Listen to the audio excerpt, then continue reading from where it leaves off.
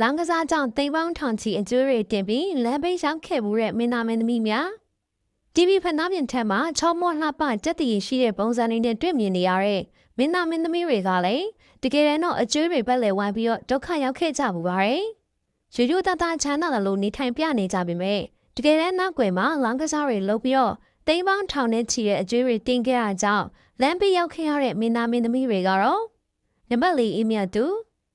လိုထိတ်တဲ့မင်းသမီးကြီးတစ်ယောက်ကလောင်းကစားကြောင့်အကျိုးတွေအများကြီးတင်ပြီးနေစရာအိမ်တောင်မရှိတဲ့ဘဝကိုရောက်ခဲ့ရတယ်ဆိုရင်ယုံကြမှာမဟုတ်ပါဘူး။ဒါပေမဲ့အေးမြတ်သူကဒီလိုဘဝအခက်အခဲတွေကိုတကယ်ပဲကြုံတွေ့ခဲ့ရတာပါ။အေးမြတ်သူငယ်တုန်းကအရန်ချမ်းသာတဲ့မိသားစုဖြစ်ပေမဲ့မိဘတွေကနှလုံးသုံးလုံးတွေစော့ခဲ့မိတဲ့အတွက်အရှုံးပေါ်ပြီးတော့အကျိုးတွေအများကြီးတင်ခဲ့ရပါတယ်။ဂုဏ်သရေရှိစွာနေထိုင်ခဲ့ရတဲ့ဘဝကနေနေစရာအိမ်တောင်မရှိတော့လို့သူများရဲ့အိမ်မှာကတ်နေရတဲ့အထိအေးမြတ်သူရဲ့ဘဝကအခြေအနေဆိုးခဲ့ရပါတယ်။ဒါကြောင့်မင်းသမီးကြီးအေးမြတ်သူကသူမရဲ့ဘဝကိုခက်ခဲစွာနဲ့ပြန်လည်ရုန်းကန်ခဲ့ရပြီးအခုအချိန်မှာတော့တည်ငြိမ်စွာနဲ့အမှုပညာလုပ်တွေကိုပဲစ조사လုပ်ကိုင်နေပါတယ်။နံပါတ်3ခင်လှိုင်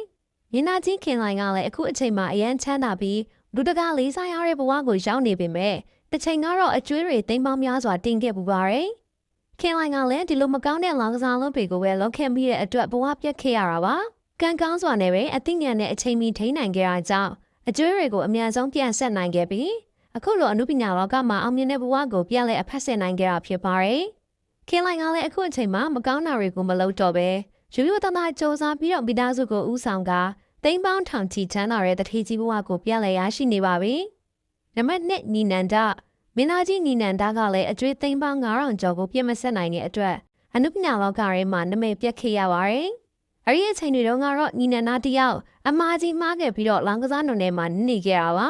။မိသားစုနဲ့သားသမီးမျက်နှာကိုတော့မကြည့်နိုင်ပဲအမားတွေဇက်တိုက်ပြုတ်လုံနေရင်းကနေအကျွေးတွေကလည်းတဖြည်းဖြည်းပို့ပြီးတော့များလာခဲ့ပါတယ်။ဒါပေမဲ့ညီနန္ဒကလည်းသူ့ရဲ့လောက်ရက်တွေမှားယွင်းနေတယ်ဆိုတာကိုအချိန်မီသိရှိသွားခဲ့ပြီးတော့အမှုပညာလုပ်တွေကိုပြန်လဲစူးစမ်းရင်းနဲ့အကျွေးတွေကိုဆက်နိုင်ခဲ့ပါတယ်။အခုဆိုရင်ရုပ်သံဇာတ်လမ်းတွေမှာပြန်လဲတရုပ်ဆောင်ပြီးတော့နမိတ်ကားကိုပြန်လဲရရှိနေပါပြီ။နံပါတ်1မေတန်းတို့မင်းသမီးကြီးမေတန်းတို့တယောက်မကောင်းတဲ့လောင်ကစားတွေကိုလုပ်ခဲ့မိတဲ့အတွက်ဘလောက်ထိအောင်ဘဝပြတ်ခဲ့ရတယ်လဲဆိုတာပရိသတ်စီတို့သိပါပဲ။အမှုပညာရှင်တွေနဲ့ယင်းဒီရဲ့မိတ်ဆွေတွေစီကနေပတ်စံတွေအများကြီးချေးခဲ့ပြီးတော့ပြန်မဆက်နိုင်တာကြောင့်ပြဿနာကြီးရဲ့ကျက်တက်ခဲ့ရပါတယ်။နောက်ဆုံးဂျေးရဲကိုတစ်နှစ်သွားနေခဲ့ရပြီးတော့အမှုပညာလောကမှာလည်းနာမည်တွေပြတ်ခဲ့ရပါတယ်။ဒါပေမဲ့မင်းသမီးကြီးမေတန်းတို့ကလည်းအသက်ကြီးလာတဲ့အခါမှာသူမရဲ့အမှားတွေကိုနောက်တိုင်းရတဲ့အတွက်အခုအချိန်မှာတင်းတင်းငိမ့်ငိမ့်နဲ့ဖျားတရားတွေကိုပြုလုပ်ပြီးတော့ကောင်းကောင်းမွန်မွန်နေထိုင်နေပါပြီ။ကံတရားကိုပုံဝဲရတဲ့ဂိမ်းတွေဆိုတာကဘလောက်ပဲအောင်မြင်ကြော်ကြားတဲ့သူတွေဖြစ်ပါစေ။ခဏလေးအတွင်းမှာဘဝကိုပြကြပြီးတော့လမ်းဘေးရောက်သွားနိုင်တဲ့အထိအစိတ်အတောက်တစ်ခုပဲဖြစ်ပါတယ်။အခုတင်ဆက်ပေးခဲ့တဲ့အမှုပညာရှင်ကြီးတွေကတော့သူတို့ရဲ့အမှားတွေကိုသင်ခန်းစာယူပြီးဘဝကိုအချိန်မီပြလဲတည်ဆောက်နိုင်ခဲ့ကြတာမို့တကယ်ကိုကံကောင်းတယ်လို့ပြောရမှာပါ။ပရိသတ်ကြီးတို့အနေနဲ့ရောဘဝကိုပျက်စီးစေတတ်တဲ့လောင်းကစားတွေနဲ့ပတ်သက်ပြီးတော့ဘယ်လိုမြင်မိကြသလဲ။အမားကိုပြင်ဆင်ပြီးတော့လမ်းမိုင်ပေါ်ကိုပြန်အောင်လာကြတဲ့ဒီအမှုပညာရှင်တွေကိုရောအားပေးနေကြသလားဆိုတာကိုပြပြခဲ့ပါဦးနော်။